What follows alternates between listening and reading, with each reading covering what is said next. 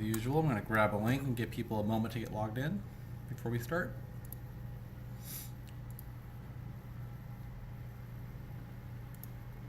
People a moment to get logged in before we start.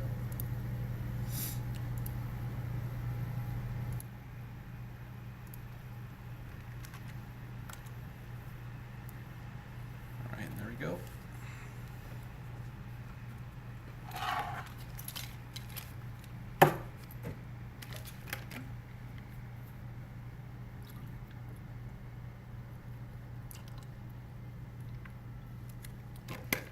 Drink the last of my Gatorade.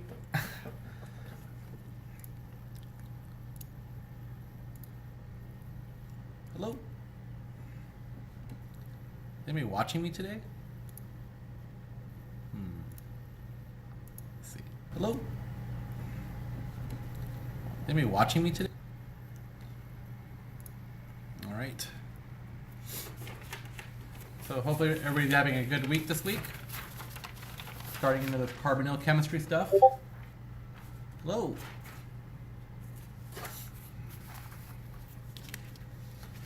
All right. Remember, just like usual, anytime you guys have questions as we go along, you're more than welcome to ask. I'm just going to jump right into it today. So I'm going to preface this by I'm going to assume that you guys have already gone through all the worksheets and everything. You know, sorry, the PowerPoints, the video that I've linked, tried the problem on your own already a little bit, you know, did a little bit of the work. So this is meant to be like almost like a follow-up lecture, like after you've gone through all that stuff. All right, so let's go ahead and just jump right in. Oop, there's my YouTube page. There we go. So this first set of questions here is this whole block of questions here. It's basically fill in the boxes for this first page here. Yeah, I'm a big fan of these. If we had a regular class, we would have probably had one of these on exams 2 and 3. But with the online format, I'm going to be changing it just a little bit. These are basically alternatives to multiple choice questions. Anyway, for depending on where the box is at, you need to fill in the missing thing. So if it's over the arrow, fill in the reagent, and then the products are obviously, you know, predicted products. And we're always worried about major products here, right? Always major products. Gonna quickly skim through here. So yeah, this first page is a mixture of additions, redox, ACE. It's like the whole chapter, pretty much. This whole first page is all kind of mixed together. This is ACE substitution happening here, and an old quiz of mine where you basically each one of the reagents belongs somewhere, and then you write the products in, and then yeah. There's some review stuff in here also. I'm not sure if you guys noticed, there's the latter part of this worksheet is all review from back when we did acid-base stuff, because yeah, we're doing carboxylic acids in more detail now. All right, so first part here, these are redox reactions. So redox in organic chemistry is characterized by the addition or sorry, you gain bonds to O or lose bonds to H, or vice versa. So typically if you're in oxidation, you're gaining bonds to O, losing bonds to H. And then flip the wording on that for reduction. So it works out where if you're reduction, you are gaining bonds to H and or losing bonds to O. I did show in the other video that we look at electron density around carbon. And it works out that if you have a carbon here, like say looking at this one here on the left, this has 2 bonds to O versus this one having 1 bond to O. They're the same carbon after the reaction. This carbon is more oxidized than this one is. Remember, we go by just number of bonds to O or number of bonds to H. All right, so looking at the first part here, we're going from 2 bonds to O to 1 bond to O. That is a reduction. There are a couple different ways to show that. Let me just switch over to the presenter camera. Do these. Yeah, it looks like we're reducing it, then oxidizing it. Oops, let me fix that. Yeah, I had to do a little tweaking of the setup throughout the day. I mentioned in the Discord, I tore it all down. I originally had it set where it was looking in my backyard, and that was a really nice view. You know, I have a green backyard, and there's like a tree in the view. It was much nicer than the boy cave behind me. So, but yeah, the lighting was really bad. It was super bright in the backyard right now, which makes it me like super dark because I'm in the house. So my option is either have the bad lighting, go sit outside, or just move it back. And I just moved it back. All right, so this part of the chain is kind of meant to be a distractor. It doesn't really do anything here. So this is a reduction. We use that symbol in organic chemistry, the reduction. And a couple of different things to do this with. These are all reducing conditions. We did the hydrogenation earlier, last chapter. With H2 and palladium did that. And these are all ores. Not all of them, but it's like any of these work. Sodium borohydride is a big one that we talk about in this class. And then the other ones I want you guys to be aware about are NABH4, LAH, lithium aluminum hydride. That's like the strong one here. This is LAH for short. These are the main ones here that I'm worried about for you guys knowing. All right. Next step here, we're bringing it back. We're bringing it back to having a double bond O. So we're gaining a bond to O. That is an oxidation. The symbol for that is brackets O. Pretty straightforward. Just want to be clear that we're not putting H plus in there. We're putting H. So no plus in there. If you put a plus in there, you're saying hydronium concentration then. Oxidation. A lot of chromium 6 compounds do this. Chromium 6 plus. Interestingly, chromium 6 is a very, very well-known and studied oxidant. It's actually used in cancer research in inducing cancer in subjects. So, for example, for cancer research, I like telling the story. When I was at the University of Montana, they were using chromium 6 compounds to induce cancer in rats for cancer research. So, it's either that or do it with rats or do it with humans, right? So, yeah. But anyway, chromium 6 does that. Apparently, it oxidizes DNA and leads to rapid mutations. So, yeah, very good for cancer causing. Avoid this stuff if you can. Anyway, the kind of reagents we use, we talk about Jones. That's a dichromate reagent. So you may see it as like Na2Cr2O7 with HCl. It's commonly shown that. Oops, running in my line there. HCl. And the other big one I want you guys to be aware of here is PCC. And then we were going to do a camphor lab. Basically, we were going to synthesize camphor in lab if we were actually doing this lab in person. And the reagent for that we use is called oxone, which is kind of a bleach. It's a way to make bleach. And if you guys know your formula for bleach is an oxidant. A lot of living things do not like highly oxidizing environments. That's why bleach kills everything, because things don't like being in oxidizing conditions very much. At least if it's that strongly oxidizing, it just kills them. All right, so quite a bit there, but yeah, there are quite a few reagents here. I definitely recommend making a table of all the different reagents because you never know how they might appear. Like I could, in filling the blank problem like this one, any of these answers would have worked. But in a situation where I just randomly give you these reagents, you need to know what they do. So yeah, make a list, have it handy for the test and quiz. All right, next one here is a hydration problem. Let me switch back over. All right, so we're starting with the same compound again, except we're adding water, so switch back. Oops. Let me just start over here. Yeah, same starting compound. This time we're using water. So what you should have seen going through the chapter here is that this will do an addition reaction. And I just want to do an example for each one. We only have really 2 main mechanisms during this section, and I'm just going to go ahead and do both of them throughout the stream today. So the example one here I want to do is with water. Like that. In your studies, you also may see a version of this where it is either acid catalyzed or base catalyzed or neutral. I'm doing the example for neutral. Yeah, check out the other video. I'm going to keep referencing that video. I do acid and base catalyzed in that video.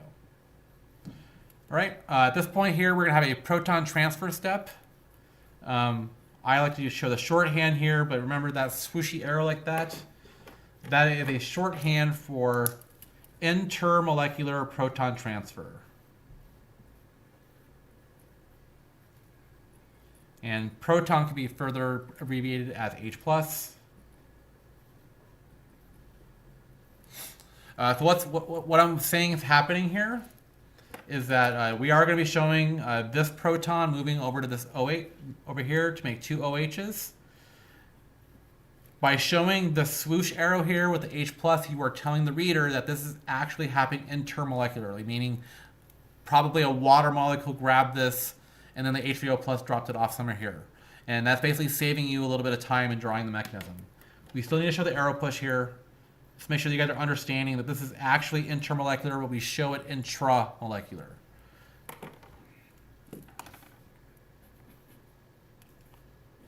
There, OH, OH. So there, if you have a carbon that has two OHs coming off, there are two names we can use for this. The main one we're going to use here is hydrate. And then another name for it too is technically a geminal diol. I don't think I ever used the word geminal with you guys yet. Geminal, if you guys if you know your astrological signs, Gemini, the twins. That's basically what it means. They're twins, the same thing. Yeah, if you ever see geminal in organic chemistry, it means you have two of the same group coming off the same carbon. Typically what that means.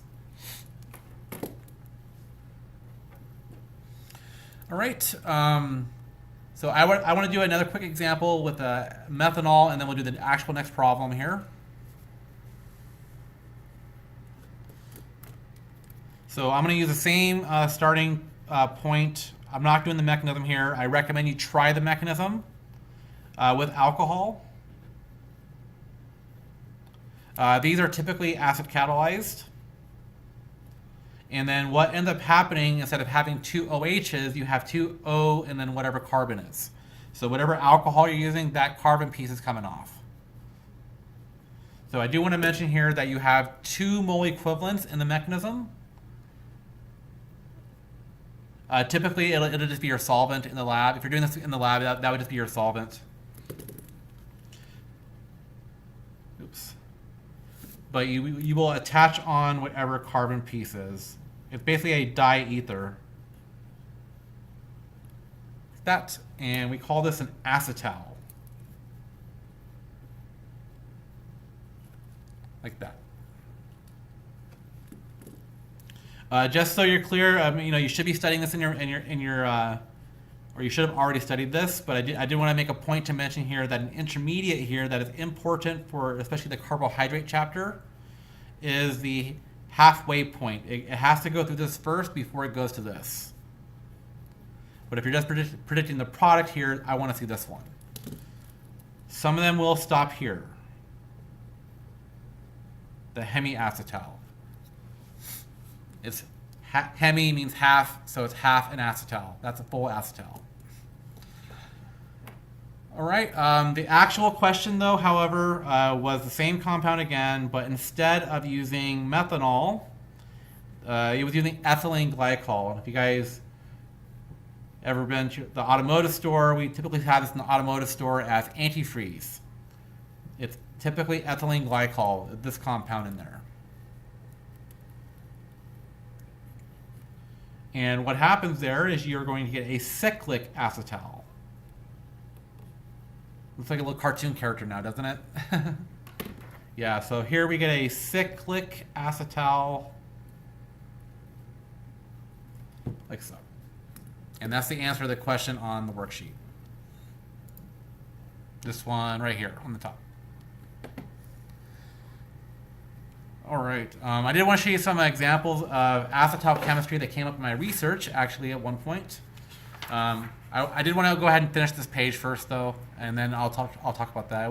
It was pretty cool, though. I think it's worth talking about.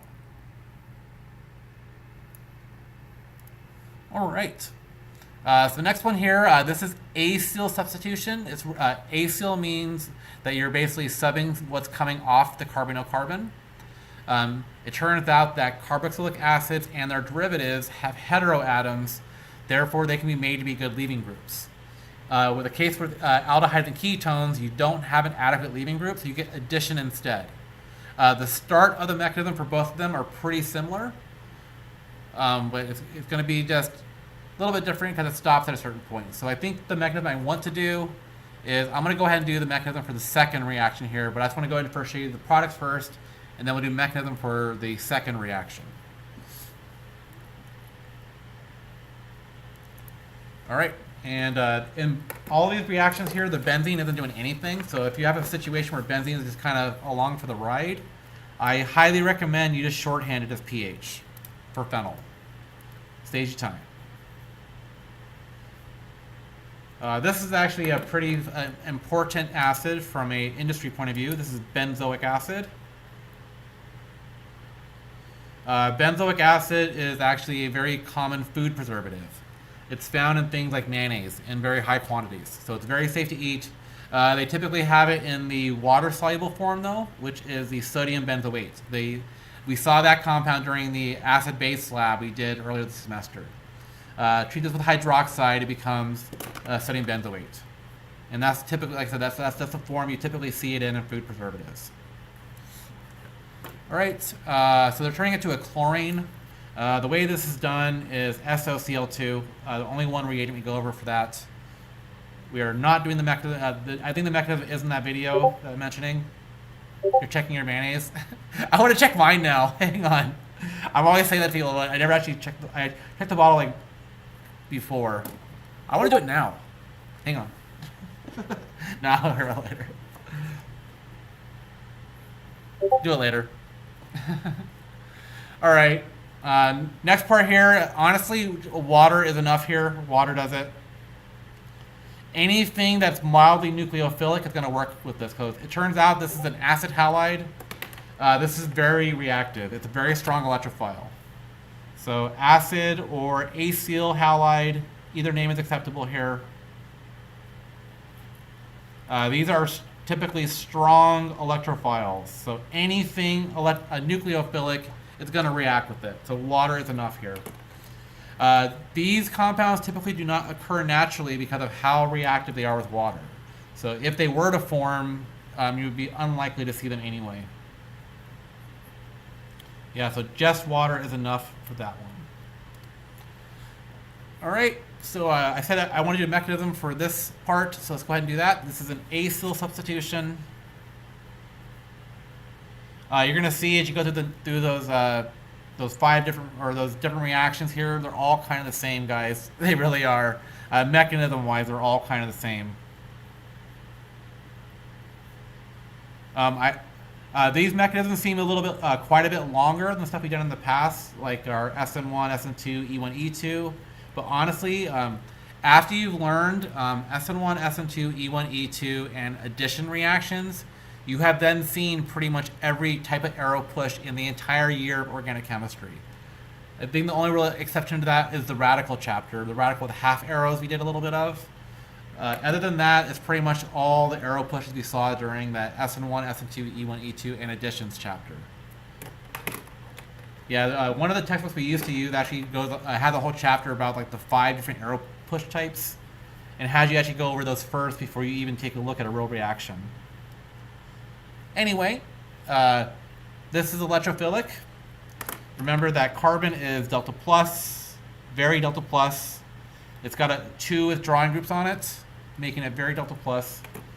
And then don't forget your second arrow push, pushing that pi bond up to be a lone pair. We now get what's called the tetrahedral intermediate. So O minus, that's this one here. I'm going to draw the new group in as, let's use purple for the new group. So all this stuff is the new addition on there.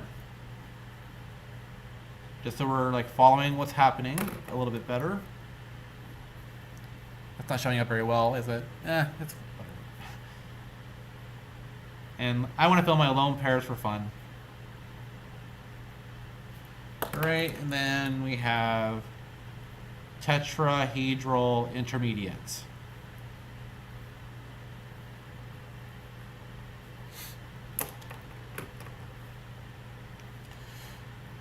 All right, at this point I'm going to do a proton transfer. very likely to be the next step. And we're going to use the same kind of arrow push I used in the last one. Remember that that meant intermolecular proton transfer. So the solvent is actually doing that. It's not actually intramolecular like it's shown. It's actually inter, shorthanding.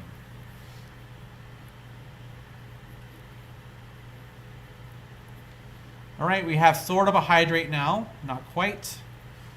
So it typically comes to a point in all these mechanisms where that carbonyl, so we get a tetrahedral intermediate, the carbonyl reforms. Some mistakes students will make trying to shorthand this is they will just kick out the leaving group right away here, almost like an SN2. That is always incorrect. You must show this one first, and then the carbonyl reforming is what causes the leaving group to leave. So it does not. This is not concerted. It happens stepwise. You must show it stepwise, otherwise I don't give credit. So, all right. So here we have a protonated acid, like that. And then, as we saw during the last exam here, I'm not going to use chlorine, our leaving group with chlorine. I'm going to use water to deprotonate. And remember, just like we saw during the last video when I went over the exam, how I didn't want to use the bisulfate ion as a base because it was a conjugate base of a strong acid. The exact same thing's happening here. I don't want to use chlorine unless I have nothing else possible available. But we are in water, so boom, boom, there we go. All right, any questions about this so far? I think we just have one more to do, and then that first page is done. Oop. Give you a second for the video to get caught up. I know the YouTube is like about 10 seconds behind when I'm actually saying it.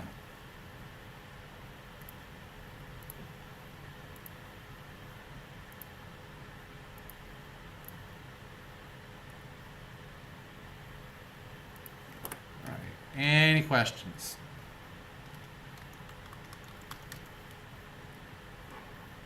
Nope.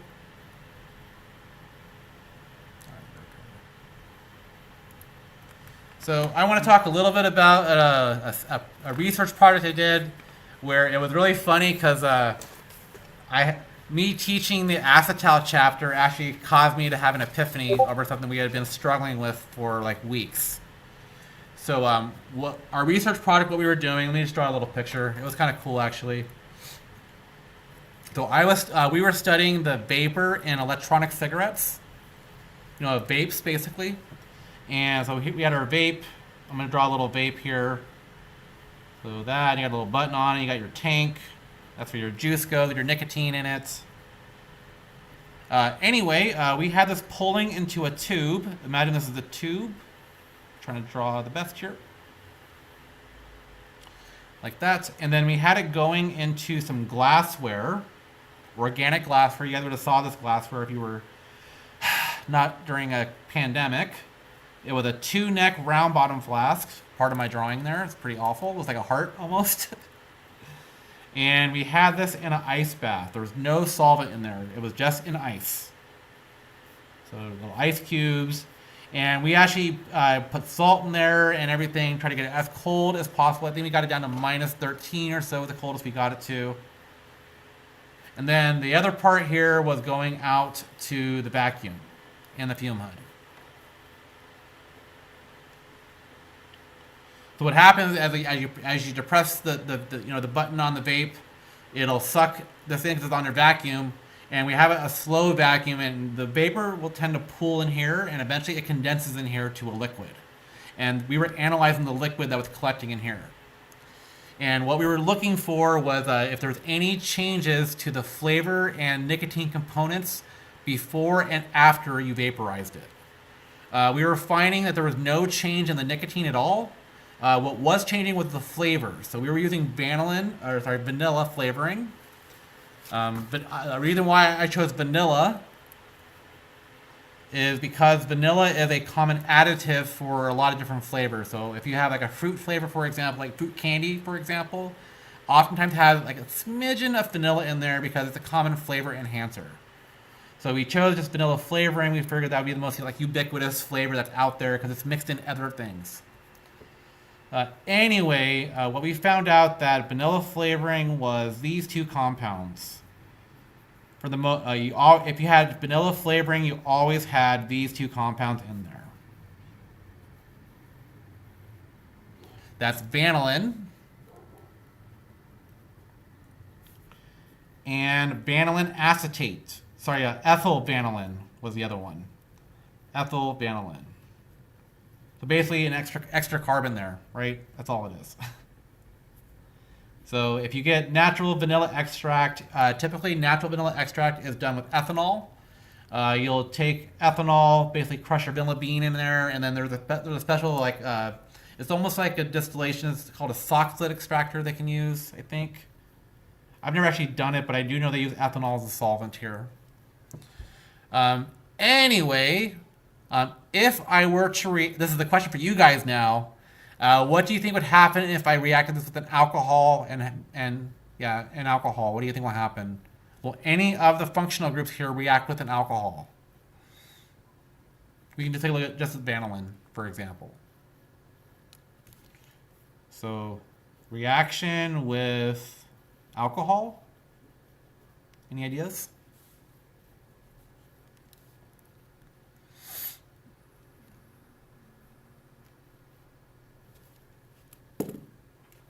You should be able to answer that question. Would vanillin react with an alcohol? What would it make?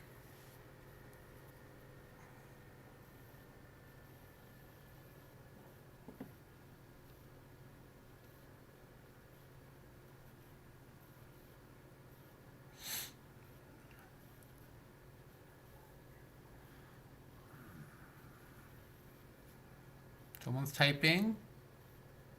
No. Spoiler, it makes an acetal.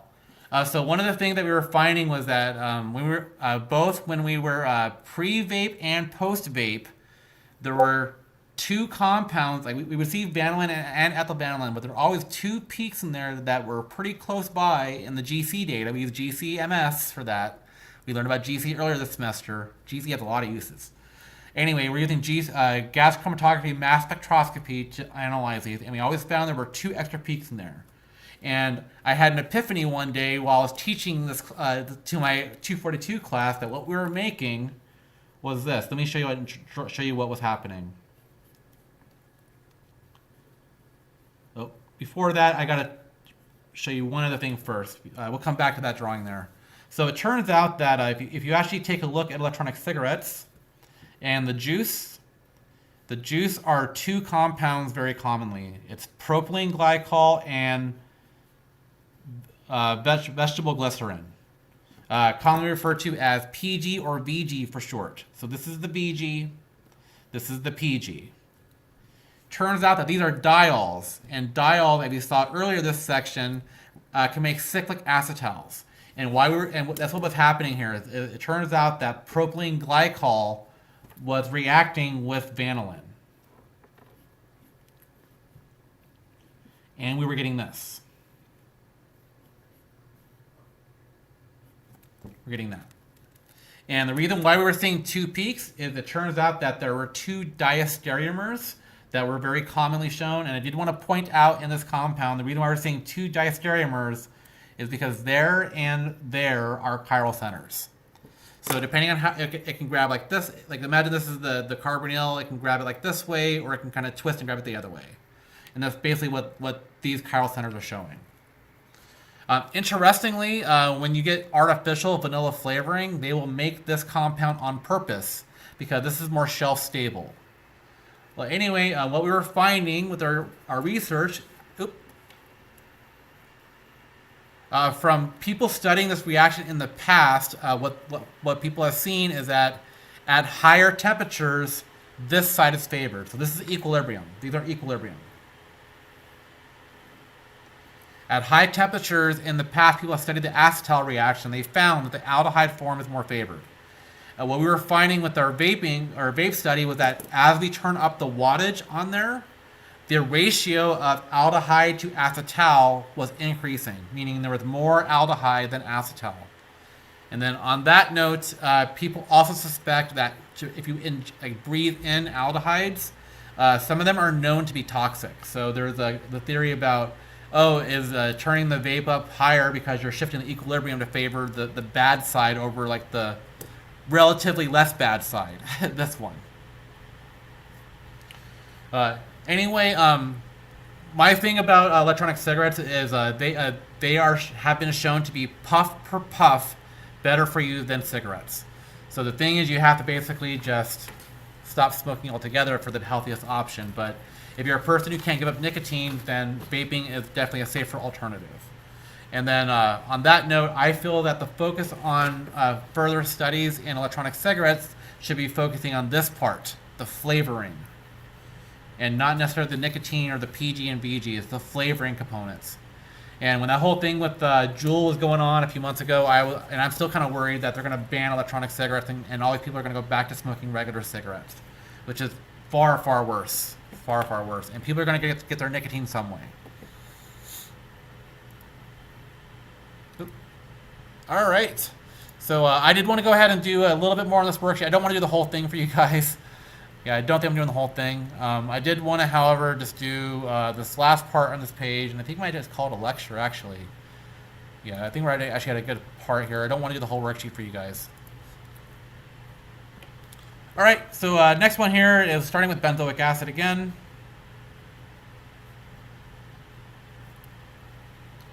And then it was a two-step process. The first one was PBr3.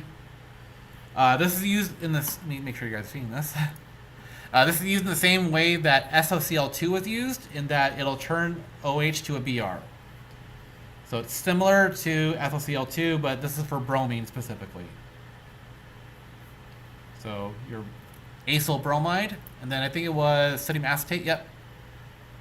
Yeah, OAC is actually a shorthand for acetate. I think I've used that before. But NaOAC is sodium acetate. You learn it in Gen Chem as nacho. I always call it nacho because it's totally what it spells. Is nacho. And then the actual organic structure for it is that. So we saw during the SN2 chapter, these are nucleophilic. And what you get from this one here is an anhydride. So basically this whole thing is going to replace Br. And we call this kind of functional group an anhydride.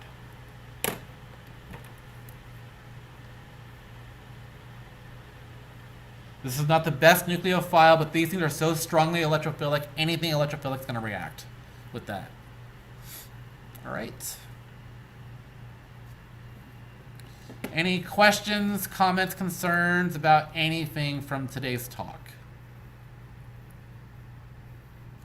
Any questions? Oop, I'm seeing some stuff we can skip, actually. Actually, maybe one of them. Yeah, there's one question on here that you guys don't have to worry about. Let me just make sure that you guys are seeing it.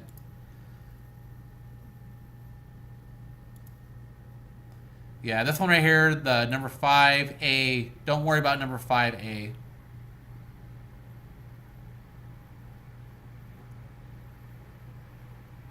Or if you, yeah, actually, just, sorry, if we do 5A, to cross out the ET3N and just do SOCl2. All right. So, if you have any questions, otherwise we're going to cut it off here. Juul has a reputation issue right now. So the thing with Juul, I don't know, I probably shouldn't be saying this on my channel, but Juul, you actually get a huge ingestion of nicotine all at once. Like some people think it's like equivalent to an entire cigarette in one puff. I've heard that, and people actually get like I'm not sure if you guys are smokers or not, but if you actually have a nicotine overdose, you get lightheaded, super lightheaded, and people feel that way sometimes, like after one hit from a Juul. I don't know. I'll let you guys know I'm a vapor, so, and actually I switched over from using tobacco products to vaping, and I felt 100 times better. And I also don't stink anymore. I don't smell like cigarettes anymore. So I feel a lot better. And that was actually one of the motivators for me. Around when I was starting to vape, I was like, hey, nobody knows anything about these things. Let's study it. So back then, that was like 5 years ago or something like that. Nobody knew a lot about them then. Yeah, it's so much better than cigarettes. Oh my goodness, so much better. I've floundered back and forth between it, but I've been full vape since January now. So if I wasn't on camera, I'd probably be vaping right now, to be honest. But I don't vape on the stream. I can go through a lecture without vaping, right? Anyway, I think we're at a good stopping point. Like usual, if you guys want to talk in the Discord chat for a little bit longer, I didn't want to. Yeah, we can have some conversation in there still, guys. I just didn't want to put a lot of relevant course information in there anymore because there were complaints. So, all right, I'm gonna go ahead and cut it here, and I'll see you guys tomorrow. I'm gonna go over carbohydrates tomorrow, and I'm gonna kind of go on about the keto diet tomorrow because that's another thing that I've been doing as well as switching over to vaping is ketoing. So anyway, I'll talk about all about that stuff tomorrow, guys. And yeah, please tune in. I think the talk of ketosis and carbohydrates is actually pretty interesting from an organic chem point of view. So, all right, guys, I'll see you tomorrow. Have a good one. I'll take it to the Discord chat. I see this conversation going.